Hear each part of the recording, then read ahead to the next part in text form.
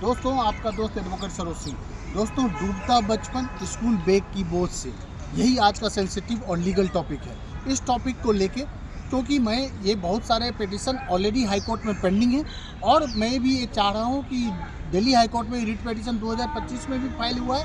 बहुत सारा मैटर जो होती है अभी भी मैटर डिस्पोज अप नहीं हुआ है और मैं भी चाह रहा हूँ कि जल्दी डिस्पोज अप हो, नहीं तो मैं सुप्रीम कोर्ट में PIL डालने वाला हूँ दोस्तों। क्योंकि आप ये देखेंगे कि मासूम का एक मासूमियत ख़राब हो रही है। स्कूल बैग की बोझ से उसकी बचपन दब गई है दोस्तों।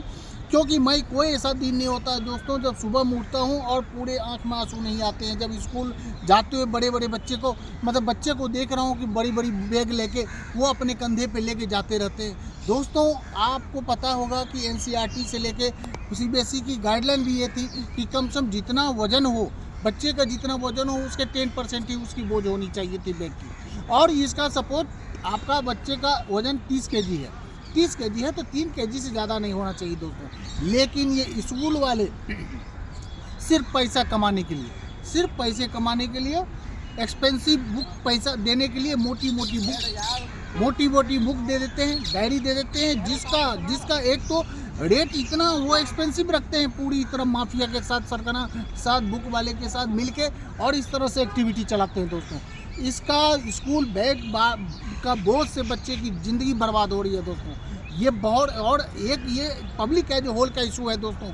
आज हर एक घर के बच्चे सफ़र हो रहे हैं, उसके कारण माँ बाप की भी बहुत मेंटल स्ट्रेस पड़ रहा है दोस्तों। क्योंकि दोस्तों आप देखेंगे एक मासूम बच्चा इतना जल्दी बोझ उठाने लगता है, इतना बड़ा बोझ उठाने लगता है जिसके उसके शरीर पे बहुत तरह का एक गलत इम्पैक्ट पड़ता है दोस्तों। उनका ब्रेन पे असर पड़ता है, उनके नेक पे असर पड़ता है, उसके बैक पेन की जो प्रॉब्लम होने लगती है, साथ साथ उसके इमोशन और उसके सेंटिमेंट के साथ भी खेला जाने लगता है। उसके मन में एक भय हो जाता है दोस्तों। आप सुनते होंगे आए दिन इस तरह से प्रॉब्लम, सर्वाइकल प्रॉब्लम सब होने लगी है बच्चों के साथ, यहाँ तक कि बच्चे को हार्ट अटैक का भी प्रॉब्लम होने लगा है दोस्तों। और ये बोझ के कारण एक प्रॉब्लम नहीं होता है दोस्तों, बहुत सारे प्रॉब्लम होता है। पूरा उसके नर्वस सिस्टम डैमेज हो रही है दोस्तों, उसका पूरा सेंटिमेंट इमोशन बिगड़ रहा है दोस्तों। इसके कारण मैं ये बहुत बताना चाहता हूँ दोस्तों कि इवन NCERT से लेके सबका गाइडलाइन भी यही है कि कम से कम आप ये सोचो कि बहुत सारे स्कूल में एक सर्टेन प्रोसेस को करना पड़ेगा।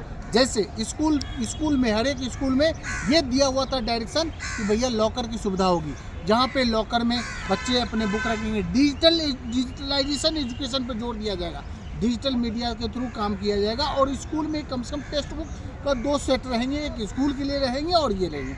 आपका दोस्तों ये कंडीशन है दिल्ली में, कम से कम 2nd फ्लोर पे 3rd फ्लोर पे बहुत सारे फैमिली रहते हैं और उनके बच्चे को मैं देखता हूँ कि भैया इतना बड़ा बोझ लेके वो 3rd फ्लोर पर चढ़ते हैं तो बहुत दोस्तों आत्मा पिघल जाता है दोस्तों। इसीलिए ये पूरी इनह्यूमन जो एक्टिविटी चल रही है और जिससे बच्चे का मासूमियत जा रहा है, उनका लाइफ बर्बाद होती जा रही है। पढ़ाई लिखाई दोस्तों अलग चीज़ है, लेकिन पहले तो उनको जीने दो और बचपन में ही 10 बीमारी उसको दे दे हो तो आगे उसका जिस देश का बचपन इस तरह का रहेगा, उसकी देश की जवानी क्या होने वाली है दोस्तों।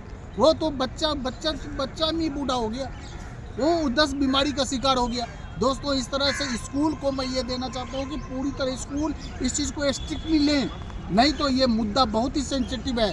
क्योंकि आप हत्यारा बन रहे हो कि एक सेंसिटिव मुद्दा को इनह्यूमन नेचर का काम कर रहे हो और इलीगल एक्ट कर रहे हो, इसके कारण सफ़र होगा। और सरकार से भी मैं ये बोलना चाहता हूँ इस पर स्ट्रिक्ट लें और मैं कोर्ट में जितना हो सकेगा इसके लिए मैं पूरी तरह फाइट करूँगा और न्याय दिलाऊँगा। थैंक यू, जय हिंद।